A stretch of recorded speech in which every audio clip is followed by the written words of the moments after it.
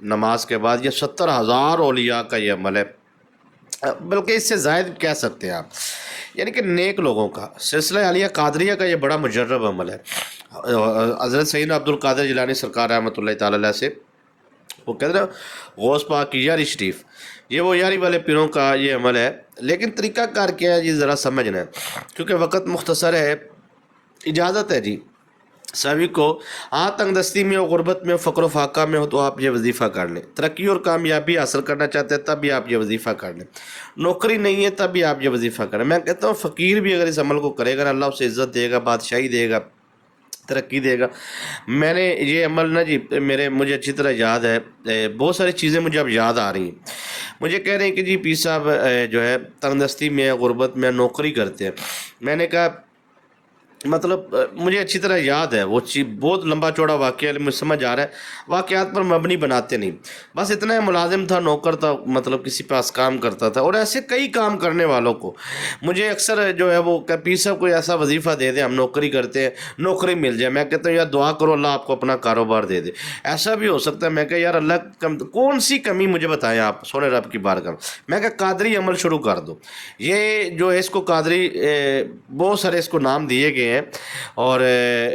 ٹھیک ہے، اور میں وہ اس لیے محتاط جملے بول رہا ہوں کیونکہ ظاہری بات ہے بہت ساری چیزیں ہوتی ہیں۔ تو اس کے کرنے کا طریقہ کار جو ہے وہ یہی ہے، مغرب کی نماز کے بعد، پہلے ہم نے اس کو رمضان میں بھی دیا ہے، مجھے نہیں یاد لیکن مجھے رمضان میں کس روزے کو دیا ہے، سحری کی افطاری میں لائیو جو کرتے ہیں یا افطاری میں یا جو بھی ہے، میں نے یہ رمضان میں وظیفہ دیا تھا اجازت کے ساتھ نا خاص۔ اسے جو ہے خاص جو ہے بزرگ فرماتے ہیں جمعرات کو شروع کرنا چاہیے، میٹھی چیز تقسیم کر لیں، زیادہ لمبی چوڑی میں ویڈیو نہیں بنانے والا، بس آپ کی ڈیمانڈ ہوتی ہے 5-4 منٹ میں بات مکمل کریں، ٹھیک ہے، جتنا آپ دیکھنا چاہتے ہیں اتنا ہی دکھائیں گے ہم انشاءاللہ۔ مغرب کی نماز کے بعد جو ہے آپ نے اس عمل کو کرنا ہے، تنگ دستی ختم ہو جائے گی، غربت ختم ہو جائے گی، فقر و فاقہ ختم ہو جائے گا۔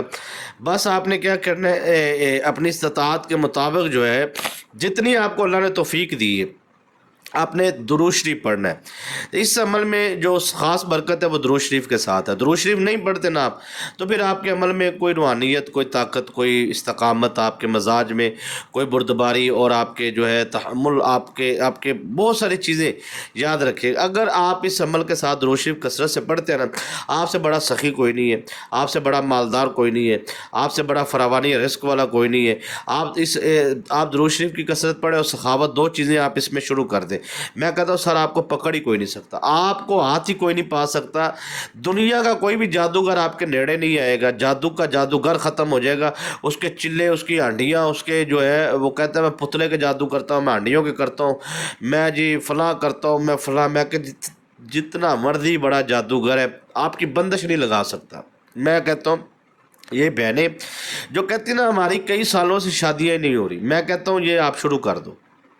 پھر آپ بتائیے گا مجھے، آپ وعدہ کر کے جائیں نا میرے ساتھ، کامیاب ہونے کے بعد ایک کمنٹ کریں گے میری کسی بھی ویڈیو کے نیچے آ کے، ٹھیک ہے، ہمارے ادارے سے، مدرسے سے تعاون کی نیت کر لیں، خانقاہ سے، ٹھیک ہے، بچے طلباء قرآن پڑھتے ہیں، طالبات، اس کی خدمت کی نیت کر، کامیابی سر ناممکن اس میں ہے ہی نہیں کہ بندہ کہتا ہے کامیاب نہ ہو، ٹھیک ہے نا، نیت صاف ہونی چاہیے، پاک ہونی چاہیے، بندے کا ارادہ مستقل مزاجی میں ہونا چاہیے۔ مغرب کی نماز روزانہ جب آپ نے مغرب کسی دن بھی پڑھی شروع کر لو، اس میں کوئی پابندی نہیں، مغرب کی نماز کے بعد جو ہے، ویسے چاند کی پہلے جمعرات کو شروع کیا جاتا ہے اس میں قادریوں میں، لیکن آپ شروع کر لیں، جب چاند کی پہلے جمعرات آئے گی تو میٹھے چاول پکا کے گڑ والے یا میٹھی چیز تقسیم کر دینا بھائی، ٹھیک ہے، تو پھر سے شروع ہو جائے گا۔ تو مغرب کی نماز کے بعد جو ہے آپ نے 2 نفل پڑھنے ہیں جی، 2 نفل پڑھنے ہیں،